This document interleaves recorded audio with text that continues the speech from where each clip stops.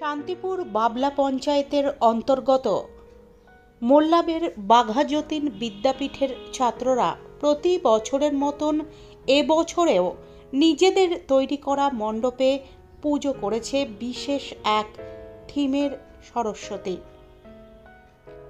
বিদ্যালয়ের সরস্বতী পুজোর থিমের ছোঁয়া দেখতে শান্তিপুরের অগণিত মানুষের ঢল বিদ্যালয় প্রাঙ্গণে।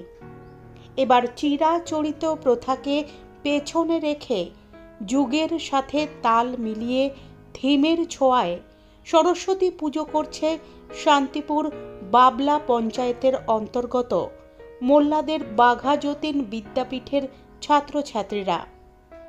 বিগত 2 বছর ধরে চিরাচরিত নিয়মকে পেছনে ফেলে একেবারে থিমের ছোঁয়ায় নতুন ভাবনাকে এবং বিজ্ঞান প্রযুক্তিকে কাজে লাগিয়ে ছোট ছোট ছাত্রছাত্রীরা সরস্বতী বন্দনায় মেতে উঠেছে বিদ্যালয়ে।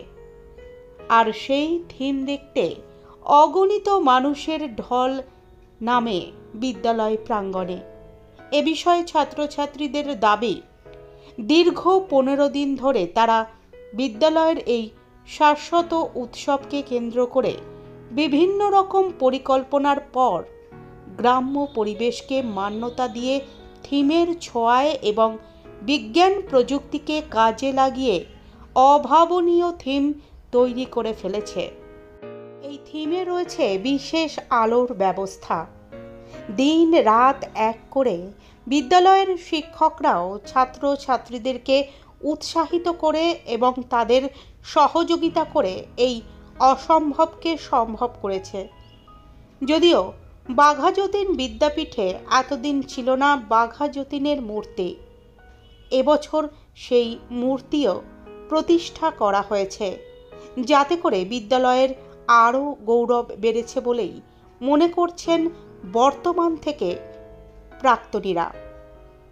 যদিও গ্রামাঞ্চলের বিদ্যালয়গুলিতে ওয়াল ম্যাগাজিনের সেভাবে প্রচলন না থাকলেও বাঘাযতীন বিদ্যাপীঠে শুরু করা হয়েছে ওয়াল ম্যাগাজিনেরও, যেখানে বিভিন্ন রকম লেখা তুলে ধরা হয়েছে।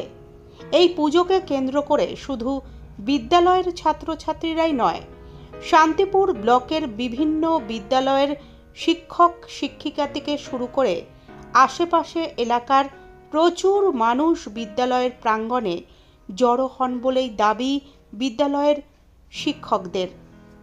এই বছর 2 দিন সরস্বতী পুজো পড়ায় সাধারণ মানুষ আরও বেশি করে দেবী মূর্তি দর্শন করতে আসবেন এবং ছাত্রছাত্রীদের তৈরি করা এই অভাবনীয় থিম দেখতে আসবেন এবং এই শাশ্বত উৎসব যে মিলন উৎসবে পরিণত হবে তার বলার অপেক্ষা রাখে না।